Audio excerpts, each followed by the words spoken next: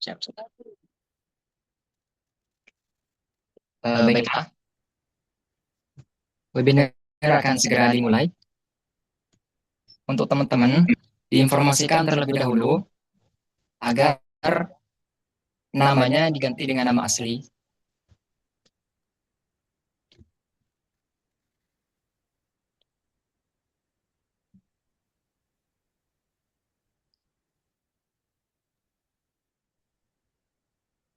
Baiklah, Baiklah, saya akan saya akan mulai. mulai. Assalamualaikum warahmatullahi wabarakatuh. Salam sejahtera bagi kita semua. Puji syukur kita panjatkan kehadirat Allah Subhanahu wa Ta'ala, karena dengan limpahan rahmatnya kita dapat berkumpul secara virtual pada sore hari ini. Perkenalkan, nama saya Amukit Taufik sebagai moderator yang akan memandu jalannya acara hingga selesai. Saya mengucapkan terima kasih terkhususnya kepada kedua pemateri hebat kita pada sore hari ini dan juga kepada seluruh peserta yang telah berpartisipasi untuk mengikuti webinar nasional series keempat dengan tema Upgrade Your Skill, mengasah kemampuan desain grafis, dan membuat esai beasiswa yang memukau. Nah, teman-teman, di era digital yang berkembang begitu pesat saat ini, kemampuan untuk terus meningkatkan keterampilan menjadi suatu keharusan bagi setiap individu. Dunia tidak hanya menuntut kita untuk memiliki pengetahuan, tetapi juga kemampuan dalam mengkomunikasikan ide secara efektif, baik melalui visual maupun tulisan. Kemampuan desain grafis ini menjadi salah satu keterampilan penting di tengah derasnya arus informasi. Visual yang menarik mampu menjadi jembatan dalam menyampaikan pesan secara cepat, jelas, dan berdampak. Di sisi lain, kemampuan menulis, khususnya dalam menyusun esai, juga memiliki peran yang tidak kalah penting, terutama dalam membuka peluang besar seperti mendapatkan beasiswa.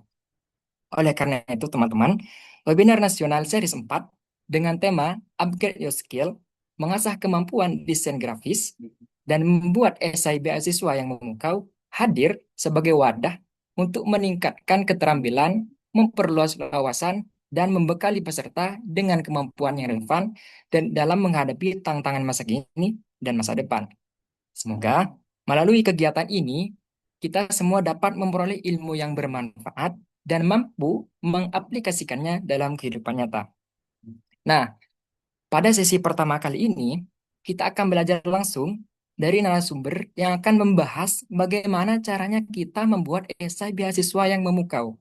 Sehingga harapannya kita bisa diterima di program beasiswa yang kita tuju.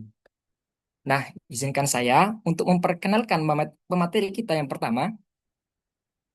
Bagi panitia, minta tolong untuk share CV-nya.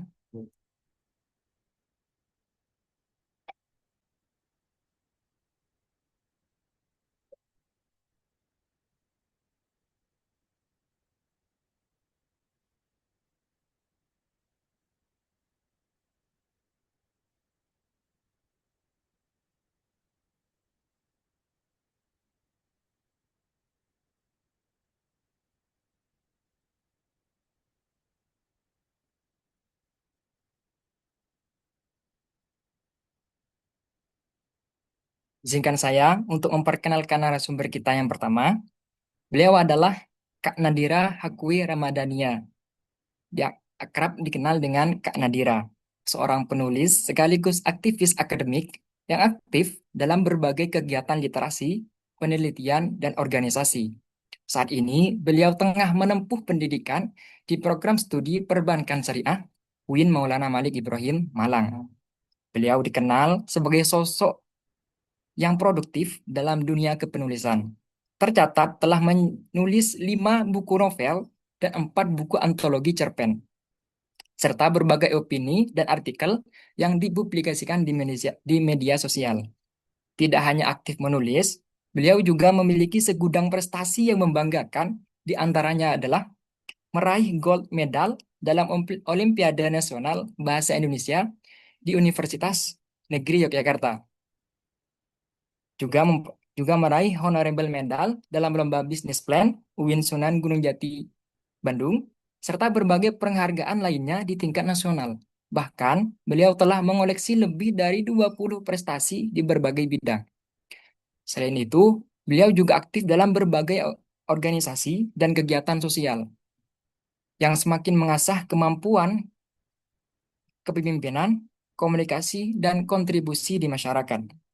Dengan pengalaman dan kompetensi yang luar biasa tersebut, tentu kita semua akan mendapatkan banyak insight berharga, khususnya dalam bidang kepenulisan dan pengembangan diri. Maka dari itu, teman-teman, tanpa berlama-lama lagi, mari kita dengarkan secara langsung pemaparan materi dari narasumber kita yang pertama. Kepada Kak Nadira, kami persilahkan. Oke, baik. Terima kasih ya MC. Sebelumnya teman-teman perkenalkan, nama aku Nadira Hakway Ramadhania. Kalian bisa manggil aku Nadira.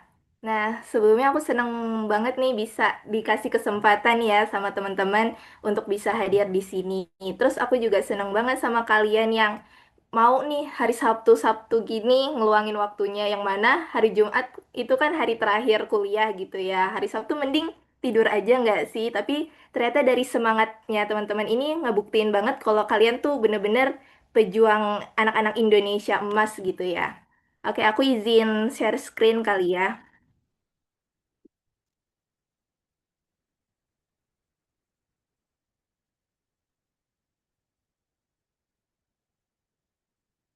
Udah terlihat belum PPT-nya?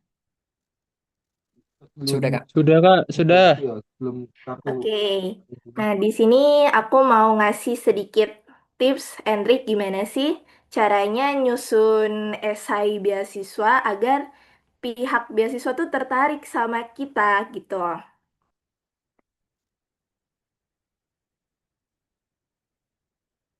Nah, di sini aku bakal sedikit ngebahas tentang definisi dan jenis esai beasiswa, terus ada struktur, tips and trik, terus bakal kita bedah esai beasiswa unggulanku juga, terus penjelasan singkat mengenai esai beasiswa dan tips and trik lolos beasiswa unggulan. Karena banyak nih dari kita ternyata yang masih bingung ya, apa sih itu beasiswa unggulan, kayak anak-anak, apalagi kan aku ya dari Kemenak itu kayak jarang loh denger beasiswa-beasiswa dari kementerian. Biasanya kan kayak KIP atau enggak beasiswa dari Basnas yang emang bener-bener dikhususkan untuk anak-anak Kemenak gitu ya. Nah, definisi dari esai sendiri. Nah, esai itu kan apa sih? Esai itu kan kayak naratif atau enggak argumen gitu kan. Gimana caranya tulisan kita itu bikin pihak sana tuh tertarik gitu.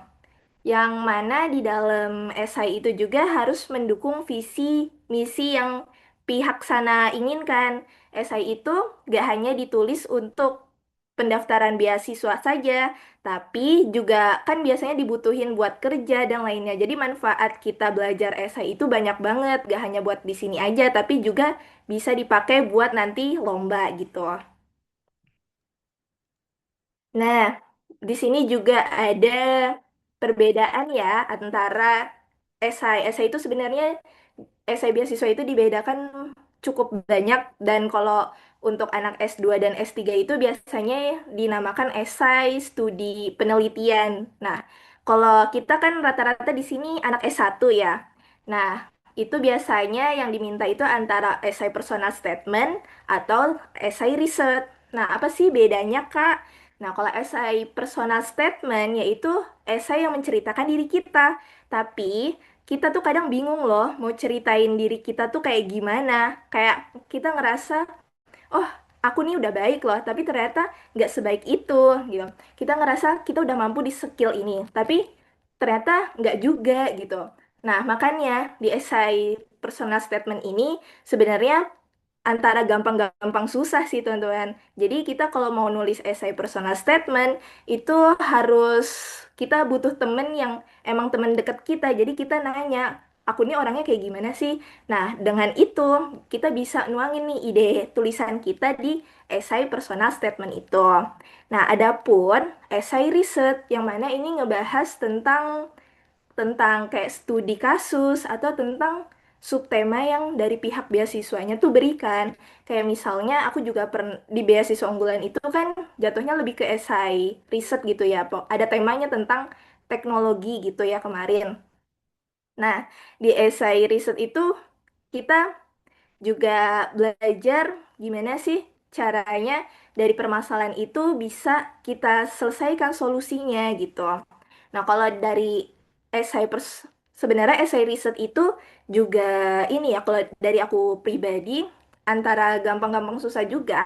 Kenapa aku bisa bilang kayak gitu? Karena ada loh orang yang udah senang sama satu tema, dia bisa nulis sesuai apa yang dia inginkan gitu. Tapi kalau misalnya kita nggak senang dengan tema itu, gimana kita mau nulis itu gitu? Pasti kan butuh belajar lebih gitu, butuh pengetahuan lebih gitu. Nah, kalau essay personal statement ini biasanya beasiswa-beasiswa seperti beasiswa pengabdian gitu ya. Nah, gimana sih struktur dari atau komponen dari essay beasiswa sendiri gitu? Yang pertama itu ada the hook. The hook itu apa? Pembuka. Pembuka yang memikat. Gimana caranya biar pihak sana tuh tertarik sama apa yang kamu tulis. Kalau tulisan kalian aja dari awal udah nggak tertarik, emang bakal dibaca sampai akhir? Enggak. Soalnya apa teman-teman? Esai esai yang daftar beasiswa itu tuh ribuan. Kayak beasiswa unggulan sendiri aja yang kemarin daftar itu sekitar 62.000 orang dan yang lolos esai beasiswanya di tahap satu itu cuma diambil 30.000 orang. Nah, gimana? Kan pihak sana tuh nggak mungkin ya ngebaca satu-satu esai kalian sampai akhir. Kalau dari awal udah nggak tertarik ya esai kalian bakal dibuang gitu aja. Makanya the hook ini penting. Kenapa? Karena itu yang bikin daya tarik mereka untuk bisa pingin baca terus esai kalian. Kayak misalnya, kita ternyata kita awalnya nih nggak seneng nih sama seseorang ya. Tapi ternyata vibes di awal dia tuh udah bagus banget. Misal dia pinter, dia pekerja keras dan lainnya. Otomatis kan kita jadi tertarik ya sama dia. Begitupun di tulisan esai. Kalau dari awal udah nggak memikat, ya gimana pihak sana pingin baca sampai akhir tulisan kalian gitu. Nah, yang kedua itu ada problem, menjelaskan urgensi masalah yang ingin kamu selesaikan. Kayak misalnya, kalau essay personal statement ya, itu kan biasanya essay-essay pengabdian gitu kan. Kemarin aku juga sempet daftar essay pengabdian di Labuan Bajo, tapi aku nggak lolos di tahap wawancaranya. Jadi cuma lolos di tahap essay. Jadi di sini aku juga pingin sharing aja ke teman-teman. Nah, itu biasanya itu yang permasalahannya itu ya kayak seputar pendidikan atau di ya pendidikan di daerah-daerah terpencil gitu ya. Terus kalau misalnya esai research itu biasanya kalian harus tahu dulu kalau misalnya kalian dapat tema teknologi, berarti ya udah permasalahan yang kalian tangkap, yang kalian cari itu yang berkaitan tentang teknologi gitu. Nah, solusi dan actionnya gimana? Solusinya ya berarti harus relevan dengan permasalahan yang kalian berikan. Tapi kalau di esai beasiswa itu kalian ngasih solusi yang benar-benar bakal kalian jalanin atau yang emang sekiranya emang memungkinkan untuk kalian jalanin. Kan banyak ya orang tuh salah nangkep, malah ngasih solusi yang kayak bikin-bikin teknologi atau apa. Itu sebenarnya nggak apa-apa sih, tapi emang yakin nggak kalian bisa bikin itu? Pokoknya kalian ngasih solusi atau aksinya itu yang benar-benar kalian memungkinkan untuk bikin. Soalnya ini kan bukan esai buat dilombakan ya, tapi esai beasiswa gitu. Nah, ada impactnya apa? Kan kalian tadi udah ya membukanya dengan hal yang memikat, terus permasalahan udah tahu, terus solusinya juga udah tahu. Terus kalian penutupnya itu dikasih impactnya apa gitu. Kan udah nih udah ditutup. Terus kalian kasih dari dari uang beasiswa ini kalian mau ngapain sih gitu? Mau buat apa? Apakah buat ngejalanin esai? Apakah mau ngejalanin dari visi misi kalian atau enggak gitu? Karena banyak orang yang udah keterima beasiswa, tapi mereka tuh lupa. Padahal uang beasiswa itu uang siapa? Kan walaupun ya beasiswa aku ini dari kementerian ya, tapi kita lihat lagi ke belakang. Uang kementerian itu uang siapa sih? Uang rakyat gitu kan ya teman-teman. Jadi dampak kita untuk negara kita apa, walaupun dari pihak beasiswa aku nggak minta aku harus gimana-gimana ya, cuma minta lulus tepat waktu, cuma minta yang pokoknya nggak usah malu-maluin nama beasiswa gitu ya. Tapi gimana caranya kita harus introspeksi diri lah, ini uang-uang dari uang rakyat gitu ya, pasti kita juga pingin dong berdampak gitu. Nah makanya kalau kita udah keterima beasiswa, itu kita manfaatin uang itu dengan sebaik mungkin. Nah, gimana sih tips and trick dari menulis esai ilmiah? Yang pertama itu ada data driven. Selalu sertakan data statistik dari sumber kredibel, misalnya dari UNICEF gitu ya. Kalau misalnya essay personal statement itu kan essay tentang diri kita ya, nggak mungkin dong kita ngejelasin essay ya udah, oh aku nih orangnya baik, oh aku gini. Tapi benar-benar harus dikasihin data. Datanya apa? Kalau kalian pengen daftar essay pengabdian, kalian kasih data. Kalau kalian pernah loh pengabdian gitu. Misalnya kayak aku sempet waktu SMA itu sempet PPM kayak praktek praktek pengenalan masyarakat itu di desa Sukabumi karena kan aku orang Bogor ya. Itu 2 sampai 4 minggu. Nah, di situ aku ngejelasin di esainya kalau aku tuh pernah ikut pengabdian dan aku ada di situ tuh untuk membantu anak-anak yang emang ingin belajar tapi ternyata guru-gurunya itu sebenarnya udah pensiun gitu ya. Kayak dari kan namanya anak kecil sama orang tua kan kadang sulit gitu ya untuk menangkap apa yang pingin orang tua tuh sampein gitu. Kayak soalnya kan guru-gurunya udah pensiun. Nah, gimana kita hadir di situ untuk ngejelasin ke mereka tentang materi yang ingin mereka ajarin gitu ya, materi yang ingin mereka dapatkan. Nah, objektivitas, jangan hanya berasumsi aja, gunakan fakta yang menunjukkan bahwa masalah kamu ini yang masalah yang kamu angkat ini memang krusial gitu ya, emang ada gitu. Dan hanya kalian cuma omongan doang, makanya dengan adanya data ini untuk memperkuat yang namanya esai kalian gitu. Nah, terus struktur yang logis.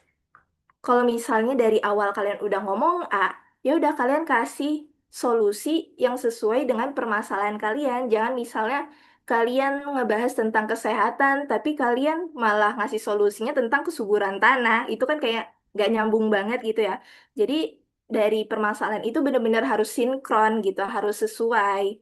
Nah, bahasa bahasa manusiawi maksudnya gimana? Meskipun ilmiah, jangan terlalu kaku. Kayak misalnya kalau kita ketemu orang dingin, orang cool gitu kan, kayak kita ngomong, ternyata dia malah cuek banget kan kayak jadi males ya. Nah, begitupun di esai. Makanya dengan kita nulis esai itu bener-bener yang bikin orang tuh kayak apa sih tertarik sama kamu, kayak apa sih isi esainya, apa sih siapa sih kamu gitu. Nah, kalau ditanya, boleh nggak sih Kak nulis esai pakai AI gitu ya? Banyak pasti. Boleh-boleh aja teman-teman. Tapi AI itu hanya sebatas perantara. Bukan berarti kalian ngejiplak langsung copy paste gitu ya. Itu hanya sebatas pendukung aja perantara gitu.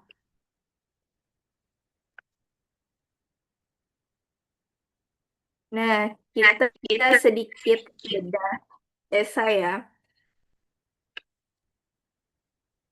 Kalau yang pertama ini, The Hook ya. The Hook aku ini waktu itu kan permasalahan tentang teknologi ya. Ini ngebahas tentang di era, maaf, kok kesini. Nah, ini kan ngebahas tentang teknologi ya. The Hook itu harus yang memikat gitu. Kayak misal contohnya di era ini kita bangun tidur dengan notifikasi dan tidur lagi setelah menatap layar. Oke, menatap layar. Nah, di mana itu seolah-olah bikin kayak pihak sana tuh ngerasa, oh iya ya, aku juga loh bangun tidur langsung buka notifikasi HP. Oh iya ya, kayak bikin gimana caranya bikin orang tuh memikat. Kalau misalnya kalian daftarnya esai pengabdian, kalian juga bikinnya mungkin bisa diawalin dengan quotes. Pokoknya jangan kalian ngawalin dengan perkenalkan nama saya Nadira, saya bla bla bla bla bla. Pokoknya bikin esai kalian tuh jangan monoton gitu ya. Soalnya apa? kalian nggak usah memperkenalkan diri, pihak sana tuh udah kenal kalian siapa gitu. Soalnya kan kalian juga udah nyantumin CV, udah nyantumin nama kalian di akun kalian gitu. Nah, terus lanjut ke yang namanya data ya. Harus cantumin data. Nah, kemarin aku nyantumin data dari We Are Sosial 2024. Biasanya orang-orang tuh udah nyantumin nih datanya. Siapa, dari mana gitu. Tapi mereka tuh lupa. Tahunnya nggak dicantumin. Nah, itu juga bikin penilaian banget ya, teman-teman gitu. Nah, habis udah tahu nih datanya dari mana, terus kita tahu dong permasalahannya apa. Permasalahannya itu tentang fenomena oversharing, cyberbullying, dan kecanduan gawai gitu. Nah, habis itu kalian kasihlah solusi. Kalau di sini aku belum nyantumin solusinya ya. Nanti kalau mau esai aku nanti bisa ya minta ke panitia gitu. Eh, ya, terus lanjut solusinya itu yang solusi sewajarnya kalian inginkan gitu ya. Maksudnya yang bisa kalian apa namanya? Yang bisa kalian jalanin selayaknya anak mahasiswa gitu. Nggak usah sampai penelitian dan lain-lain. Soalnya kan ini namanya juga esai beasiswa gitu ya, bukan esai buat lomba gitu. Nah, terus kasihlah penutup yang mana penutup ini bikin orang tuh tertarik sama kalian gitu.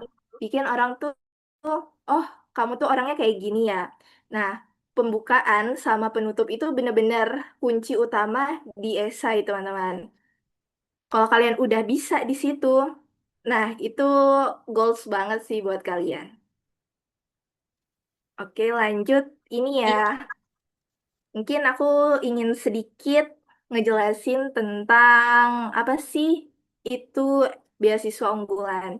Kan di sini masih banyak ya yang masih belum tahu tentang BU gitu.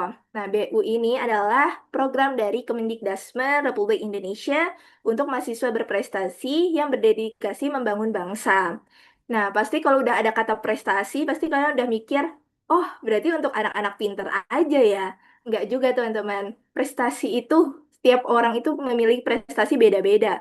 Ada yang di akademis, ada yang di non akademis. Kalian di organisasi, terus kayak misal organisasi itu lagi stuck gitu ya. Tiba-tiba kalian ngasih ide dan lainnya, kasih ide motivasi agar organisasi itu bisa bangkit lagi, itu udah termasuk prestasi, teman-teman. Nah, terus prestasi akademis apa? Yang ikut lomba gitu-gitu. Nah, prestasi non akademis apa? Ikut kayak lomba-lomba seni dan lainnya. Nah, itu semua itu adalah prestasi. Jadi, kadang orang tuh udah insecure duluan. Ih, aku nggak punya prestasi ya. Padahal prestasi kalian tuh juga ada. Tapi kalian nggak sadar aja gitu.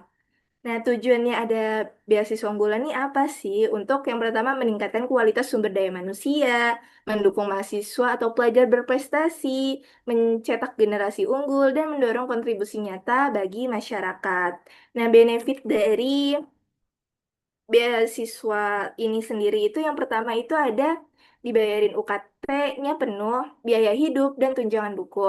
Nah, untuk anak S2 itu biasanya S2 S3 biasanya dapat uang ini ya, uang penelitian gitu. Dan untuk anak yang kuliah di luar negeri terus mau daftar beasiswa unggulan juga itu biasanya dapat visa terus dapat transportasi gitu. Nah, kalau ditanya juga S1 S2 itu biaya hidup uang biaya hidupnya tuh sama atau enggak sih? Pastinya beda ya, teman-teman. Dari di Jakarta sama anak S1 aja deh di Jakarta sama yang di Malang itu uang biaya hidupnya tuh kadang beda. Kenapa? Karena kita melihat juga dari UMKM ya. Kalau di Jakarta kan rata-rata UMKM-nya tuh udah 5 jutaan. Nah, kalau di Malang sendiri itu masih 3 jutaan. Jadi itu kita sesuai dengan harga pokok makanan gitu ya. Nah, ini slide terakhir kali ya. Tips and trick lolos beasiswa unggulan gimana sih? Yang pertama itu show don't tell. Jangan cuma omongan saja, tunjukkan lewat aksinya. Biasanya di esai itu kalian ngomongnya apa, tapi pas diwawancara kalian ngomongnya apa. Pokoknya benar-benar harus relevan, harus sesuai dengan apa yang kalian pingin lakukan gitu ya. Terus keselarasan visi. Nah, sebelum kalian daftar beasiswa, kalian tuh harus tahu dulu visi misi dari beasiswa itu apa sih, udah sesuai belum sama diri kalian. Karena apa teman-teman? Kalau kalian udah keterima beasiswa, terus kalian ternyata visi misi dari beasiswa ini tuh nggak sesuai sama diri kalian, kalian bakal berat sendiri ngejalanin proker-proker dari beasiswa itu gitu. Jadi harus benar-benar kalian perhatiin gitu ya visi misinya sebelum kalian daftar. Jangan hanya ikut-ikutan teman atau FOMO gitu. Nah, terus habis itu ada konsistensi narasi. Apa yang tertulis di esai harus sinkron dengan sikap dan jawabanmu saat tahap wawancara. Iya sih, walaupun di tahap wawancara itu gak semua orang, apa ya, gak semua pihak itu menanyakan kita tentang esai kita. Kalau kita berhasil gak ditanyain esai, berarti mereka udah paham nih sama isi esai kita. Kayak misalnya aku kemarin tuh gak ditanyain tentang esai. Mereka tuh malah nanya aku tentang kapan kamu mau lulus gitu, mau kerja di mana nantinya, malah menanyakan kayak gitu. Itu udah nilai plus banget buat kalian. Tapi kalau misalnya mereka masih menanyakan tentang esai kalian, berarti ada keganjelan di dalam esai kalian, kayak misalnya solusinya kurang kurang relevan atau permasalahannya terlalu nggak sesuai dengan keadaan di Indonesia sekarang gitu. Nah, terus review berkala. Jangan submit tulisan pertama kalian, tapi kalian submit tulisan yang udah bener-bener kalian ini ya, di review, terus kalian minta tolong ke orang lain untuk ngecekin. Kalau kemarin aku sendiri itu gak minta tolong untuk dicekin, soalnya apa? Karena udah mepet banget. Aku baru tahu beasiswa unggulan ini itu 2 minggu sebelum penutupan, dan aku baru nulis esai H-3-nya. Jadi aku nggak sempet ngecek gitu. Jadi untung-untungan juga sih sebenarnya gitu teman-teman. Nah, yang terakhir apa? Jangan ngelihat pendaftarnya atau saingan kalian tuh siapa, tapi kalian tetap fokus sama diri kalian. Karena apa? Kalau kita udah fokus sama diri kalian, apapun yang terjadi, kondisi apapun pasti ada jalannya gitu ya. Kalau misalkan udah keterima, kalau kalian keterima itu berarti emang rezeki kalian di situ. Tapi kalau nggak keterima, apakah itu bukan rezeki? Tapi nggak juga teman-teman. Berarti ada hal yang lebih baik dari itu. Kayak misalnya aku kemarin kan nggak keterima beasiswa pengabdian, tapi Allah takdirkan aku untuk lolos di beasiswa unggulan. Berarti setiap orang tuh ada loh bagiannya sendiri gitu. Asalkan kalian mau coba terus,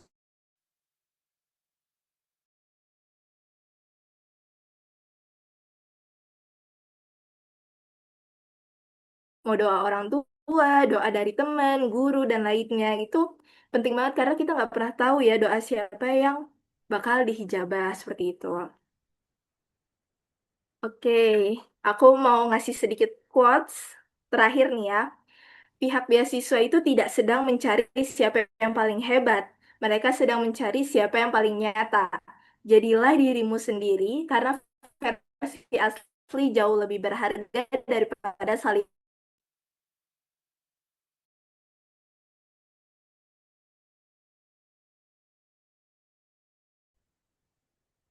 Nah, aku kembalikan ke moderator. Terima kasih Kak Nadira. Baiklah teman-teman, dari pemaparan yang telah disampaikan tadi, kita dapat menyimpulkan bahwa menulis esai merupakan proses menyampaikan gagasan, pengalaman, serta visi diri secara terstruktur dan meyakinkan. Esai tidak hanya berisi cerita, tetapi juga harus mampu menunjukkan keunikan, motivasi, serta tujuan yang jelas dari penulis. Dengan penyusunan yang sistematis dan penggunaan bahasa yang tepat, esai dapat menjadi sarana untuk memperkenalkan diri secara lebih mendalam kepada pihak penilai.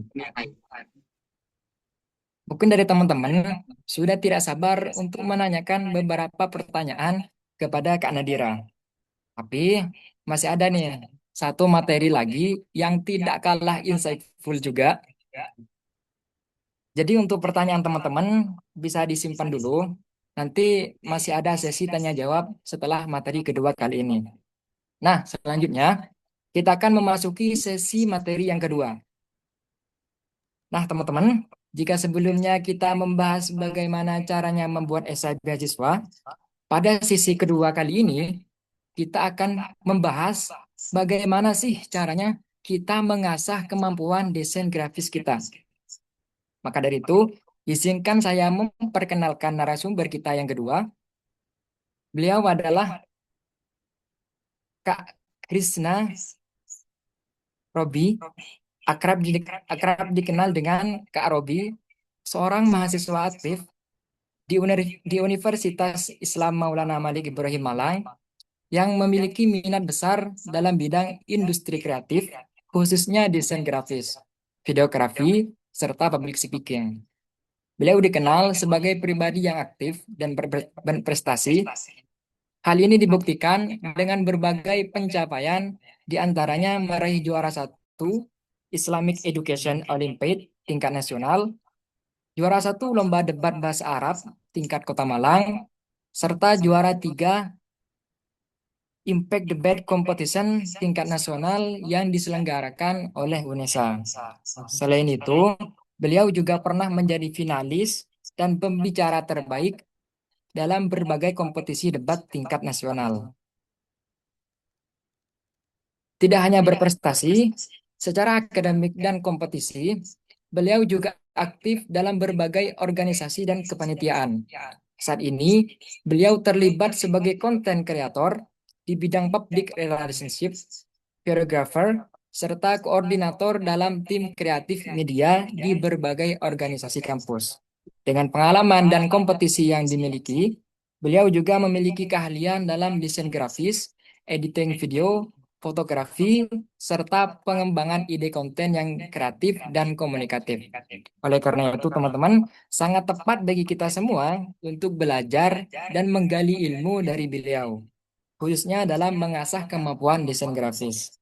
Baiklah, teman-teman, tanpa berlama-lama lagi, mari kita dengarkan secara langsung pemaparan materi dari narasumber kita yang kedua.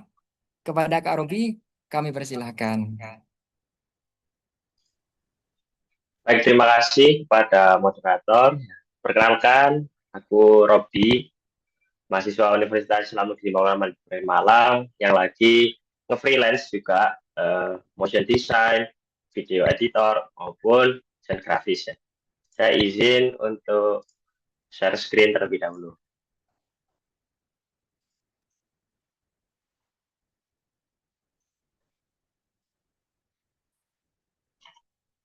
Baik, apakah sudah terlihat teman-teman? Sudah, Kak. Oke. Baik, oke. Dari materi kita kali ini, ya ini mengenai desain grafis ya teman-teman. Dari briefing diberikan oleh panitia, yakni Start Basic to Aesthetic, strategi membangun mindset pemula yang kreatif pada ilmu desain. Jadi pada kali ini sifatnya ini sharing ya, apa yang sudah saya ketahui, sharing karena saya juga belum lama ini menekuni di bidang kreatif. Jadi apabila terdapat perkataan maupun insight yang saya berikan kurang masuk terhadap pemikiran teman-teman, boleh banget kita diskusikan di lain hari. Oke, jadi apa saja yang akan kita bahas hari ini? Yakni dari definisi desain grafis, lalu ada elemen visual, aspek-aspek dasar dalam desain grafis, lalu ada warna, prinsip memulai belajar desain grafis, dan juga tips belajar sehingga kita bisa konsisten dalam menekuni bidang ilmu desain grafis. Oke, next. Kita masuk pada poin pertama ya teman-teman, yakni definisi. Apa sih itu desain grafis? Nah, desain grafis secara bahasa, desain kalau dalam bahasa Inggris itu kan graphic design ya. Grafik itu berasal dari bahasa Yunani, yakni grafikos. Artinya menulis, menggambar, atau membuat tanda visual. Sedangkan desain, yakni dari bahasa Latin, yakni designari.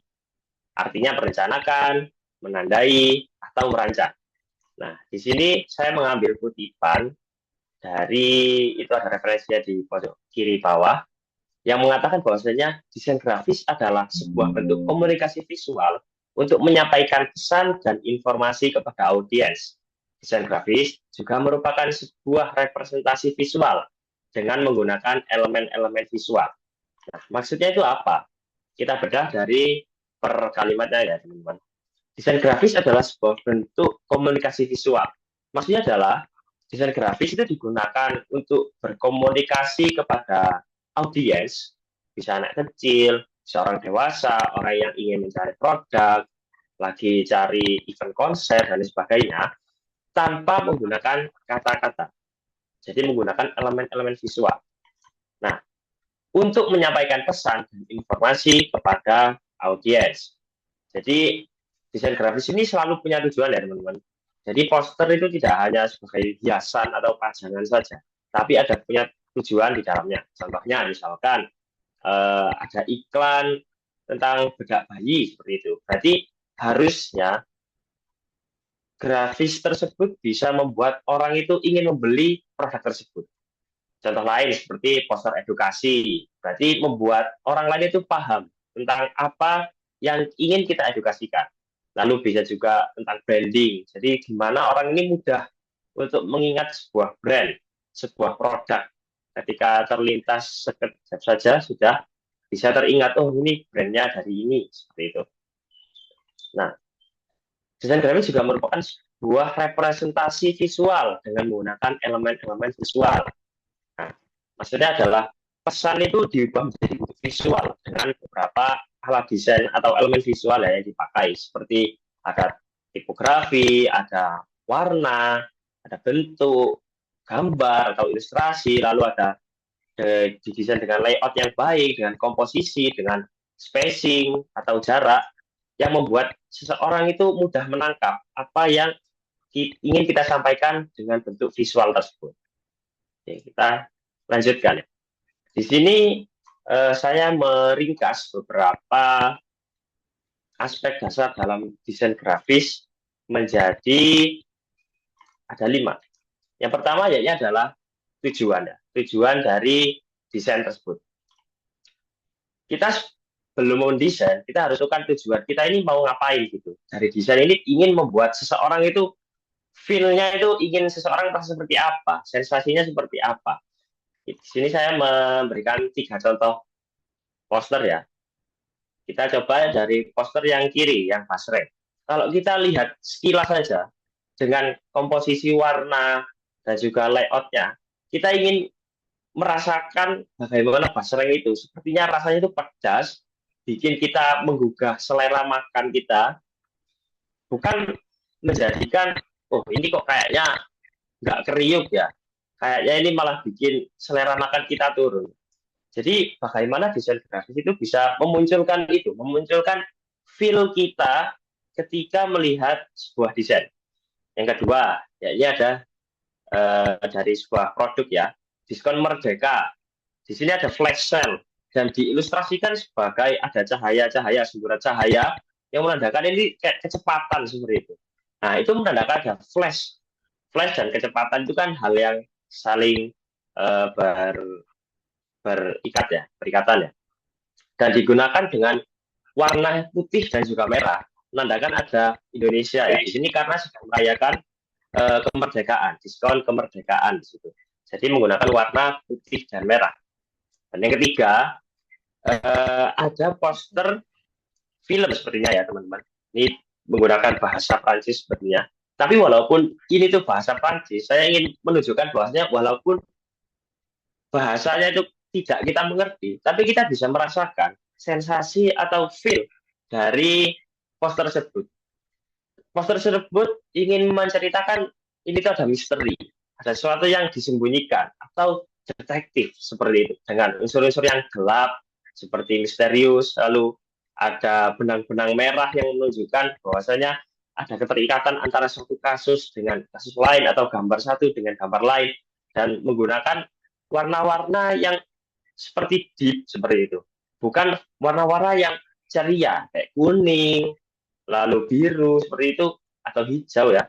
Itu bisa pink, pink dan kuning apalagi itu akan membuat seseorang melihat tuh, oh ini posternya tentang keceriaan atau cheerful seperti itu. Mungkin bisa kita gunakan dalam poster festival atau poster anak-anak yang lebih mengedepankan pada sensasi atau feel yang cheerful seperti itu. Selanjutnya, di sini ada komposisi. Nah, komposisi itu adalah bagaimana kita menyatukan eh, banyaknya elemen-elemen tersebut, atau kita susun, kita tata, kita organisir dari unsur-unsur visual atau elemen-elemen visual tersebut, dari garis, warna, bentuk, dan lain sebagainya, menjadi terstruktur sehingga kita itu bisa melihat sebuah desain secara harmonis dan seimbang. Nah, kalau kita bandingkan ya dari dua desain ini, sebenarnya sama saja. Apa yang ingin disampaikan juga sama saja mengenai open donasi seperti itu. Tapi kita di sini bisa melihat bagaimana layout atau komposisinya itu ada yang berbeda. Dari yang kiri kita lihat seperti ini dan yang kanan seperti ini. Apa yang membedakan? Mari kita lihat, kita bedah ya. Nah, salah satu dari bagian dari komposisi ini adalah balance atau keseimbangan. Jadi banyak sekali dari komposisi ini, ada banyak sekali teori-teorinya, namun saya ambil yang sekiranya mudah untuk kita pelajari. Jadi ada keseimbangan. Kalau kita belah dua poster ini, kita akan menemukan yang sebelah kiri kita lihat itu seimbang antara kiri dan kanannya. Kita lihat bagaimana yang di bawah sini ya, mengenai ada rekening dan juga pakaian, uang, buku, sembako. Di sebelah kiri itu kalau kita lihat beratnya itu sama. Sedangkan yang di sebelah kanan, kita lihat seperti lebih berat yang bagian kanan. Karena di bagian kiri tidak ada elemen yang mendukungnya. Jadi yang di kanan ada elemen lebih dari 3 ya di situ. Sedangkan yang di kiri terlihat kosong seperti itu. Lalu kita lihat dari judulnya, Galaksi, lalu Mizan Amanah dari logonya itu tidak simetris, membagi dua sama besar. Seperti itu. Jadi ini adalah balance atau keseimbangan. Jadi masih banyak lagi sebenarnya, dan ini salah satu yang mudah untuk dipelajari. Nah, oke. Selanjutnya ya ini hierarki. Kalau kita lihat dari poster ini ya, you will read this first. Next, you will read this line. Then you will read this if you're looking to find out more. And if you are lucky, you might notice this at some point. Nah, kalau ini bagaimana hierarki itu, bagaimana kita sebagai desainer membuat audiens itu tertuju langsung pada kata yang ingin kita lihat terlebih dahulu. Jadi kalau tadi dari materi beasiswa tadi ada the hook, sama seperti di desain, ada hooknya juga. Jadi bagaimana title yang paling besar ini bisa terbaca dengan jelas, dan ini yang paling menarik, harus membuat audiens penasaran dari title tersebut. Nah, di sini pentingnya adanya hierarki ya teman-teman. Nah, kalau tips dari aku dalam membuat teks itu kita menggunakan golden ratio. Golden ratio itu bagaimana menciptakan proporsi menjadi sesuatu yang pas, yang seimbang. Jadi kita menggunakan 1,618. Nah, kita lihat di sini. Nah, ini ada angka-angka yang menggunakan golden ratio, tapi kita koma-komanya kita hilangkan ya. Jadi kalau kita kalikan 1,6 sekian sekian sekian, maka hasilnya akan seperti ini. Kita coba kembali ya teman-teman. Nah, kalau kita lihat dari judulnya, you will read this first, maka kita menggunakan yang paling besar. Anggaplah kita pakai 48, misalkan kita menggunakan ukuran 48. Maka selanjutnya, next you will read this line. Kita coba menggunakan angka 32. Dan selanjutnya, kita bisa menggunakan angka 24 atau 16. Nah, lalu kenapa kok angka-angka ini bisa dibagi 4 seperti itu? Jadi menurut yang saya ketahui, ketika ukuran monitor atau handphone yang kita lihat sebagai audiens, dengan ukuran yang bisa dibagi 4 itu adalah ukuran yang paling sempurna, yang paling bagus untuk dilihat secara maksimal menggunakan elektronik ya, alat elektronik, baik monitor maupun laptop maupun HP seperti itu. Jadi kita bisa terapkan golden ratio. Dan golden ratio ini tidak hanya ada di teks ya teman-teman, bisa ada di elemen-elemen lainnya. Oke. Selanjutnya kita masuk kepada color harmony atau warna. Di sini juga banyak sekali teori-teori warna, dan yang saya ambil di sini ada 3 yang sekiranya itu untuk kita bahas. Ada analogus, komplementari, dan triadik. Lalu ada pull dan juga warp. Nah, kita perlu untuk mengetahui ini teman-teman, untuk menciptakan kesan atau feel yang sesuai dengan apa yang kita inginkan. Kita coba yang di cool colors dan warm colors ya. Warm colors itu dapat menciptakan kesan yang semangat, ceria, aktif, dan ya berenergi seperti itu. Ini cocok banget buat desain-desain makan ya, atau yang ingin menonjolkan energi. Kalau yang cool colors atau yang dingin itu menciptakan suasana yang tenang, damai, terus terlihat profesional, dan cocok ini untuk relaksasi seperti itu. Kita coba lihat dari desain sebelumnya ya teman. Nah di sini kita coba lihat yang makanan. Di sini menggunakan warna merah. Kenapa menggunakan warna merah? Karena ingin menciptakan kesan yang semangat atau menggugah selera seperti itu. Kalau kita coba warna biru, maka itu akan terjadi damai, relaksasi, itu tidak akan sesuai dengan apa yang ingin kita sampaikan. Karena kita ingin menggunakan bahasa ini terlihat seperti menggugah selera dan pedas seperti itu. Jadi menggunakan warna-warna yang ceria atau menggunakan warna merah dalam desain tersebut.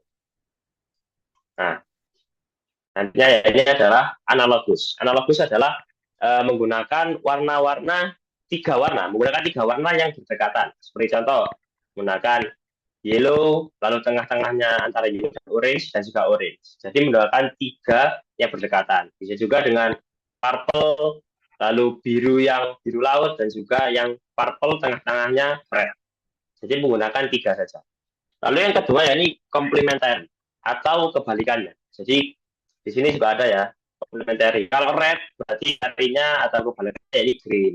Kalau orange berarti blue. Ini juga dengan warna-warna, bukan warna yang kayak tengah-tengahnya ini ya teman-teman, kayak antara yellow dan orange. Kalau kita pakai menggunakan komplementari, maka kebalikannya juga. Ya ini antonimnya seperti itu. Nah, kalau menggunakan komplementari, maka akan menimbulkan kesan kontras atau terlihat dengan jelas. Misalkan teman-teman menggunakan kertas warna putih, lalu dikasih warna hitam, menulis menggunakan tinta hitam, maka tulisan itu akan terbaca dengan jelas. Sama halnya dengan ini, hanya akan menciptakan warna yang kontras, dengan catatan tetap memperhatikan bagaimana lighting-nya atau cahaya yang kita sesuaikan dalam elemen tersebut. Nah, yang ketiga yakni triadik. Triadik itu menggunakan hampir sama dengan analogus, menggunakan tiga warna, namun yang berbentuk segitiga. Jadi kalau misalkan segitiganya itu yellow, green, sama orange, seperti itu. Atau red, green, dengan blue. Akan menciptakan segitiga dalam color wheel. Nah, ini namanya color wheel ya. Warna yang berbentuk bulat ini namanya color wheel. Jadi tips dari saya biasanya sebelum mendesain, maka saya berpikir terlebih dahulu, ingin menciptakan feel yang seperti apa. Setelah itu saya menggunakan salah satu teori warna, misalkan ingin kontras, berarti saya menggunakan komplementari seperti itu. Lanjutnya, nah di sini teman-teman, yang pasreng tadi saya coba untuk menggunakan warna biru. Jadi yang kiri warna merah, yang kanan warna biru, akan menimbulkan kesan yang berbeda. Kalau yang merah terlihat seperti semangat, terlihat sensasi pedasnya itu pedas banget seperti itu. Sedangkan kalau biru, di sini rasanya kurang tersampaikan. Kalau ini itu sangat pedas seperti itu. Terlihat lebih seperti sejuk atau damai. Nah, kalau kita coba gunakan warna biru tersebut kepada es atau kepada minuman, maka itu akan lebih cocok. Kita lihat pada gambar yang tengah ya teman-teman. Di situ ingin menceritakan atau memvisualkan bahwasanya esnya itu seger banget, bisa nyejuin di tengah teriknya matahari. Nah, itu cocok bisa menggunakan warna biru, tapi juga menggunakan warna hijau seperti itu. Jadi penting sekali untuk teman-teman ini bisa memahami bagaimana warna bisa menciptakan kesan yang kesan bagi audiensnya tersebut. Kalau kita lihat juga ya teman-teman, di dunia ini makanan yang berwarna biru itu hampir sangat sedikit sekali, hampir nggak ada malah. Kebanyakan menggunakan warna-warna yang ceria seperti itu. Apalagi poster-posternya mungkin ada yang menciptakan poster makanan berbentuk biru, berwarna biru. Namun kesan yang ingin ditampilkan biasanya itu seperti yang terlihat profesional atau terlihat luxury, lebih mahal seperti itu. Jadi menggunakan warna-warna yang biru. Karena warna itu bisa ngaruh pada rasa yang kita bayangin. Oke, selanjutnya. Ya, ini adalah tips buat teman-teman. Ya, ini yang saya rasakan sendiri ya. Prinsip memulai sebagai ketika ingin mendesain sebuah poster seperti itu. Nah, kita harus, who is your audience? Kita harus menentukan terlebih dahulu. Audiensnya ini siapa? Apakah anak kecil? Apakah mahasiswa? Apakah orang dewasa? Setelah itu, kita bisa kita baru bisa mengideasi feel apa yang ingin kita sampaikan kepada mereka. Jadi jangan sampai ketika anak-anak, lalu teman-teman menggunakan komposisi atau warna yang terlihat profesional seperti itu, maka anak-anak akan kurang tertarik terhadap poster tersebut. Jadi kita bisa menggunakan warna-warna yang ceria, kita menggunakan warna-warna yang warm colors, bisa menggunakan merah, pink, kuning, seperti itu. Kalau menggunakan warna yang dingin, maka anak-anak ini kurang tertarik terhadap poster tersebut. Misalkan ingin jualan apa tadi ya, cilok misalkan, atau basreng seperti tadi, yang anak-anak suka. Selanjutnya, nah, dalam memulai desain, teman-teman itu jangan takut untuk memulai. Semuanya pasti pernah berada di bawah, teman-teman. Orang-orang yang sukses sekarang, profesional dalam grafik desain, pasti semuanya juga pernah berada di bawah. Dan langkah yang paling sulit menurut saya adalah start di awal tersebut. Nah, lalu bagaimana agar start ini terasa mudah? Teman-teman, jangan berpikir terlebih dahulu ingin membuat desain yang kreatif, yang baru, inovatif. Sehingga itu akan menyulitkan teman-teman untuk start di awal. Maka kita sebagai pemula mencontoh desain yang ada terlebih dahulu. Misalkan kita buka Pinterest atau kita buka Behance. Kalau teman-teman yang kurang mendengar Behance ya, Behance itu seperti Pinterest tapi lebih profesional. Desain-desainnya, fotografernya dan lain sebagainya itu lebih profesional dan ide-idenya biasanya lebih bagus seperti itu. Nah, misalkan teman-teman buka Pinterest seperti itu, terus ini kok sepertinya sesuai dengan apa yang ingin saya visualkan. Nah, ya udah contoh aja, enggak apa-apa. Plek nggak apa-apa. Sehingga teman-teman bisa mengenali tools-tools yang ada di dalam software tersebut, misalkan dari dalam Canva, atau Photoshop, atau Illustrator, dan lain sebagainya. Teman-teman bisa mencontoh plek itu nggak apa-apa sama sekali. Tidak masalah ya. Yang penting bukan untuk komersial. Lalu teman-teman juga jangan lupa untuk konsisten teman-teman terhadap membuat sebuah desain. Jadi kreativitasnya bisa dilatih, bukan suatu bawaan ya teman-teman. Saya menceritakan pengalaman saya bahwasanya saya dulu itu nggak begitu dunia visual seperti, namun karena saya kurang begitu bisa di sana. Namun karena saya melihat suatu poster keren ya seperti itu, saya ingin mencoba membuat, lalu ketagihan, dan di situ pasti terasa motivasi akan turun terus. Tapi kalau teman-teman bisa konsisten, maka teman-teman pasti akan berkembang dari segi keilmuannya. Jadi yang penting itu mulai aja dulu. Bisa mulai dengan sesuatu yang teman-teman suka. Misalkan suka mobil, bisa bikin poster tentang mobil-mobil, F1, seperti itu.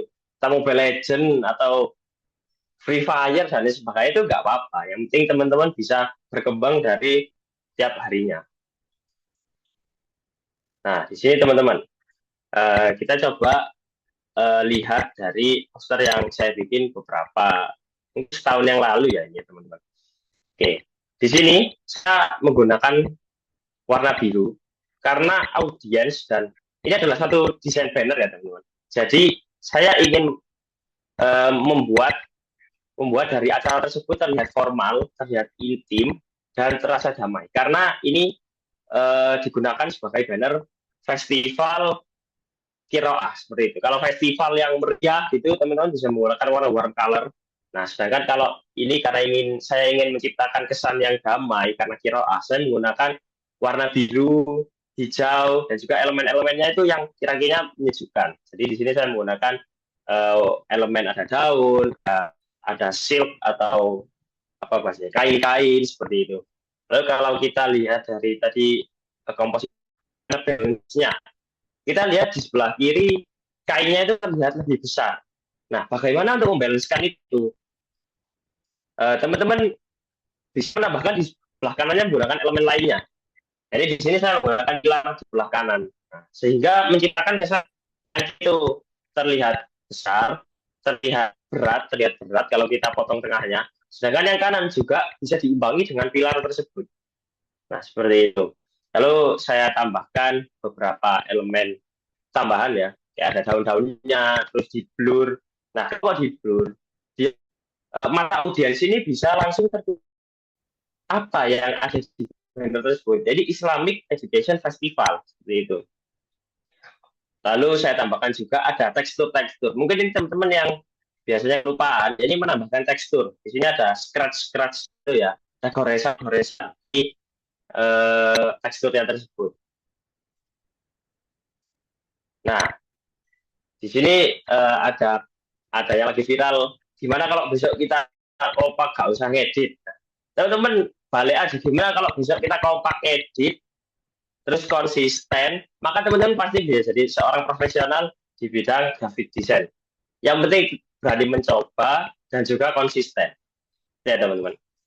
Nah, mungkin sekian yang dapat saya sampaikan. Saya kembalikan kepada moderator.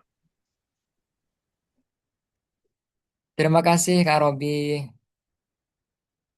Nah, teman-teman, dari pemaparan yang telah disampaikan kita dapat ambil kesimpulan bahwa desain grafis merupakan bentuk komunikasi visual yang digunakan untuk menyampaikan pesan dan informasi kepada audiens secara efektif. Melalui penggunaan berbagai elemen visual seperti warna, bentuk, dan tipografi, desain grafis mampu membantu memperjelas makna serta menarik perhatian. Teman, telah selesai kita yang ditunggu-tunggu, yaitu sesi diskusi. Bagi teman-teman, mungkin dari mendengarkan penjelasan Kak Nadia,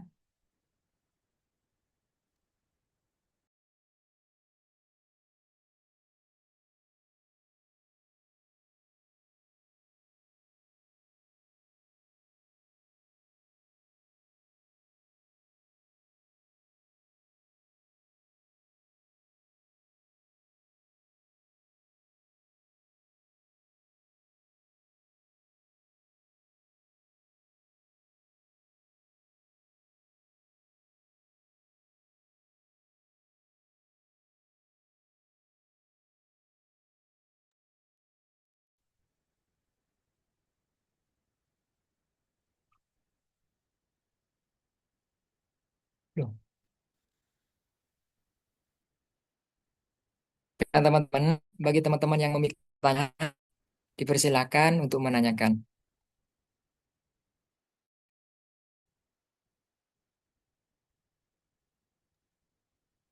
Assalamualaikum. Assalamualaikum Ya, warahmatullahi wabarakatuh. boleh sebut namanya, Mas? Indr- Kenalkan nama saya Abdul Aziz Farnasubah, Prodi Hukum Ekonomi Syariah, Fakultas Syariah. Jadi izin bertanya kepada Kak Nadira Hakwe untuk tadi kan Kakak mengasih informasi tentang seputar beasiswa. Nah, beasiswa apa saja dan syaratnya dan di esainya. Nah, apakah kakak ini saat bikin esai itu dibimbing oleh orang dan eh, eh, esainya itu apakah juga menceritakan tentang ekonomi kita itu? Ekonomi keluarga kita itu mampu, apakah masih bisa untuk dibuat esai seolah-olah masih membutuhkan beasiswa itu. Sekian dari saya, Kak. Kepada Kak Nadira, apakah pertanyaan mau di Cukup, cukup. Ini langsung dijawab atau ditampung dulu ya? boleh langsung dijawab, Kak? Oke. Oke, ini banyak banget ya pertanyaan yang ditanyakan juga sebelumnya. Gimana sih esai aku ya? Aku ini karena aku bikinnya baru 3 hari sebelum penutupan, jadi aku nulis esai itu nggak dibimbing sama orang, teman-teman. Aku benar-benar pure kayak ya udahlah keterima atau enggak itu ya udah gitu kayak ikhlasin aja. Soalnya dulu kan aku juga sempat daftar beasiswa pengabdian kan, sempat ketolak di tahap wawancara. Jadi kayak pas daftar beasiswa lagi tuh kayak ya udah gitu. Nah, terus kalau di dalam esai kita itu menceritakan ekonomi atau enggak, itu tergantung ya. Ada pihak beasiswa yang minta kita untuk ceritain tentang ekonomi kita, ada juga yang enggak. Ya, aku pribadi ini enggak nyeritain tentang ekonomi aku. Kalau nanti kalian diminta untuk ceritain tentang ekonomi kalian, ya udah kalian bener-bener ceritain ya sesuai dengan keadaan kalian. Kalian tuh di situ jangan seolah-olah kalian tuh kayak ngemis-ngemis pingin dapet beasiswa itu, tapi ya udah pure kalian ceritain apa yang benar-benar terjadi dengan kondisi kalian dan kenapa sih kalian pingin dapat beasiswa itu. Mungkin kalian bisa jelasin kalau dengan uang beasiswa ini kalian pingin lebih mandiri atau bisa dimanfaatin buat hal-hal yang bermanfaat seperti kalian ikut-ikutan lomba. Lomba itu kan kadang ada juga yang nggak gratis gitu ya, pasti butuh pendanaan. Nah, kalau ditanya juga, kan kalau misalnya orang-orang anak-anak KIP itu kan mohon maaf, itu kan nyeritain tentang kondisi ekonominya yang emang benar-benar mereka butuh. Tapi kalau di beasiswa aku, beasiswa unggulan itu gak bukan hanya untuk orang-orang yang kurang mampu aja, tapi orang-orang yang emang bener-bener yang udah mampu sekalipun juga layak untuk dapat beasiswa itu, teman-teman. Nah, yang dilihat itu juga di beasiswa unggulan itu ya prestasi kalian. Dan aku tegasin lagi, prestasi itu nggak mesti harus prestasi akademis. Non akademis juga itu juga bisa masuk prestasi gitu. Dan pas kalian udah keterima, kayak aku pribadi kan sebenarnya kondisi ekonomi keluarga juga baik-baik aja gitu ya. Dan di situ pasti banyak loh orang yang kayak ngomongin, loh kok kamu bisa ya dapat beasiswa, padahal loh ortu kamu salah satunya ada yang dokter atau gimana gitu. Toh kalau ada yang ngomongin kayak gitu ya udah biarin aja, emang rezeki kita di situ ya ya udah gitu. Gitu sih. Mungkin ada tambahan atau ada yang kurang jelas. Kak, untuk beasiswa unggulan itu apakah untuk semua jurusan atau ada cuma prodi-prodi tertentu seperti gimana? Nah, Atau ada kalau bidang-bidangnya? oke. Oke. Untuk beasiswa unggulan itu untuk semua jurusan ya teman-teman. Nah, kalau dari di UIN sendiri ini, di UIN, ya UIN kan Kemenak ya, itu tuh sempat stop di tahun 2019 dan baru ada lagi itu di tahun 2025 pas tahun aku dan yang keterima S1 beasiswa unggulan di UIN Malang sendiri itu hanya 2 orang. Itu yang S1-nya. Dan kalau ditanya apakah itu buat semua prodi, fakultas, dan lainnya, itu iya, benar, buat semuanya. Jadi mau anak syariah, itu bisa aja daftar gitu.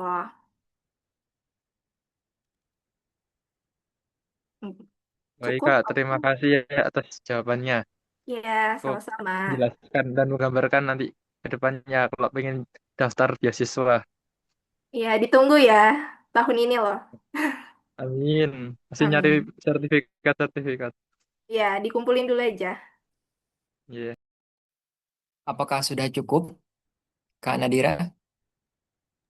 Cukup. Mungkin bisa Mungkin bisa dilanjut. dilanjut. Kepada teman-teman yang lain, Ya. mungkin ada yang mau ditanyakan. Kami di sini membuka tiga pertanyaan.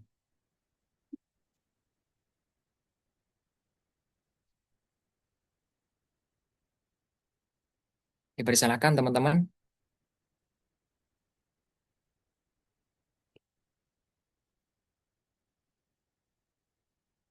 Baik, Mungkin masih ada yang memikirkan, ataupun boleh teman-teman untuk menanyakan di kolom chat.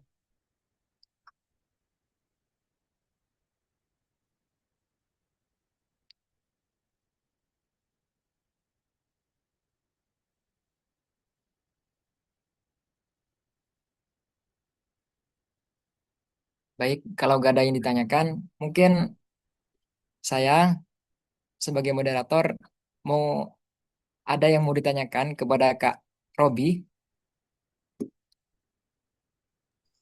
Ya silakan Boleh Kak. nggak, Kak? Siap.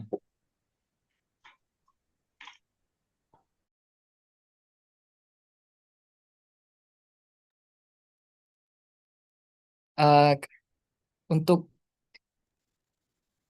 desain grafis untuk perlombaan itu apakah ada metode khusus, Kak? Seperti perlombaan desain grafis, infografis, poster dan sebagainya. Itu apakah ada metode khusus atau tidak tidak banyak perubahan dari yang Kakak tadi sampaikan?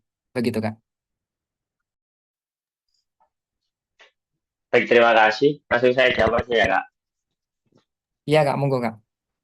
Oke, jadi kalau dari prinsip-prinsip desain grafis, baik dari infografis maupun poster, sebenarnya sama saja. Ada yang kita tonjolkan itu ada dari komposisinya, ada dari warnanya, dan lain sebagainya itu kita sama saja, karena sama-sama desainnya seperti itu.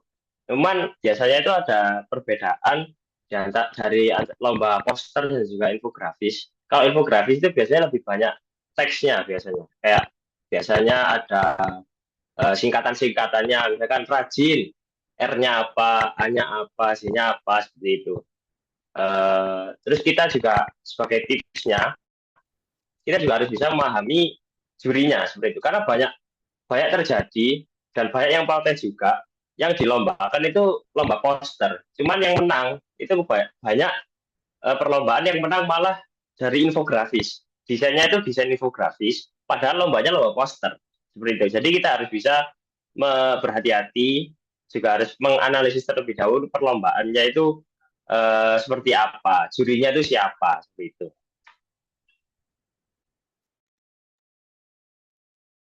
Sudah cukup, Kak. Ya, sudah. Oke. Terima kasih, Kak Robi. Mungkin teman-teman yang lain ada yang mau ditanyakan?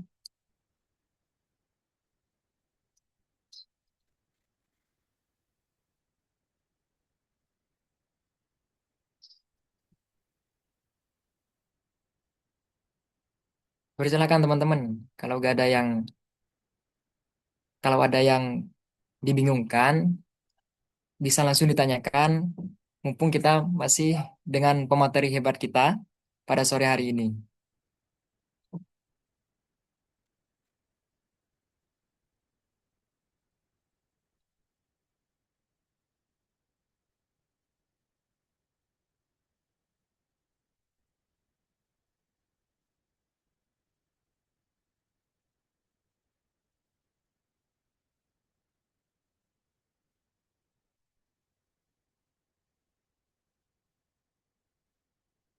Mungkin sudah cukup pada sesi diskusi kali ini, karena tidak ada yang mau bertanya lagi.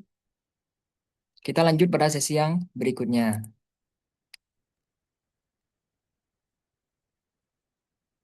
Untuk sesi berikutnya, yaitu foto dokumentasi bersama peserta webinar nasional series keempat. Untuk Manitia, kami minta bantuannya untuk men-screenshot dokumentasi saat saya hitung mundur dalam tiga. Baiklah teman-teman, bagi teman-teman yang masih tidak menampilkan kameranya, tidak membuka kameranya, monggo dibuka terlebih dahulu.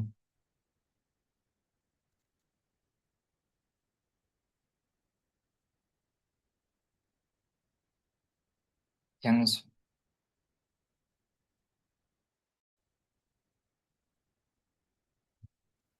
bersama teman-teman, kameranya bisa dihidupkan. Tuh yang sudah hidup, Kak Muhammad Haidar, Kak Sri Nurwahyuni, Kak Muhammad Muhammad Anur, Kak Abdul Aziz Farhan. Yang lain, monggo dipersilakan.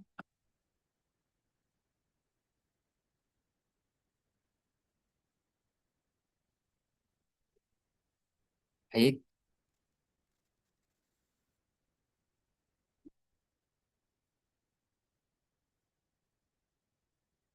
panitia, kami minta bantuannya.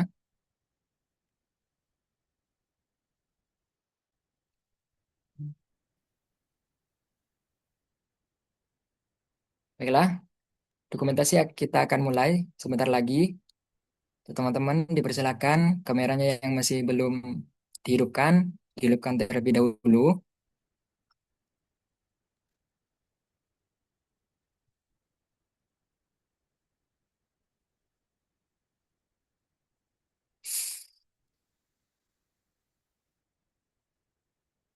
Baiklah, mari kita mulai foto dokumentasi bersama.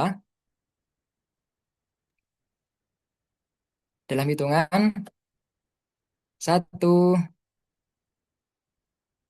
2, 3.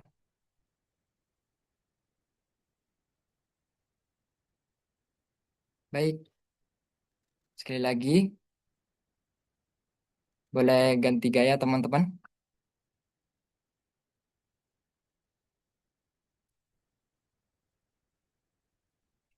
1, 2, 3.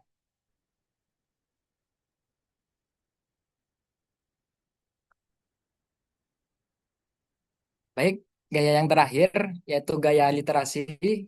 Begini, L, literasi. Teman-teman dalam hitungan 1, 2, 3. Oke, terima kasih.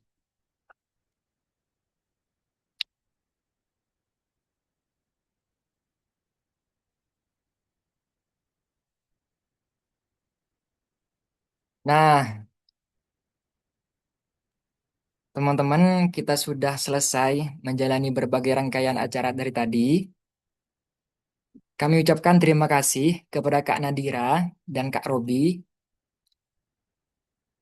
karena telah memberikan berbagai banyak materi tentang kepenulisan dan infografis. Mungkin bagi teman-teman yang ingin bertanya ataupun ngobrol lebih jauh sama Kak Nadira ataupun Kak Robi, bisa banget nih teman-teman menghubungi beliau-beliau lewat sosial media yang sudah dicantumkan. Begitu ya, Kak?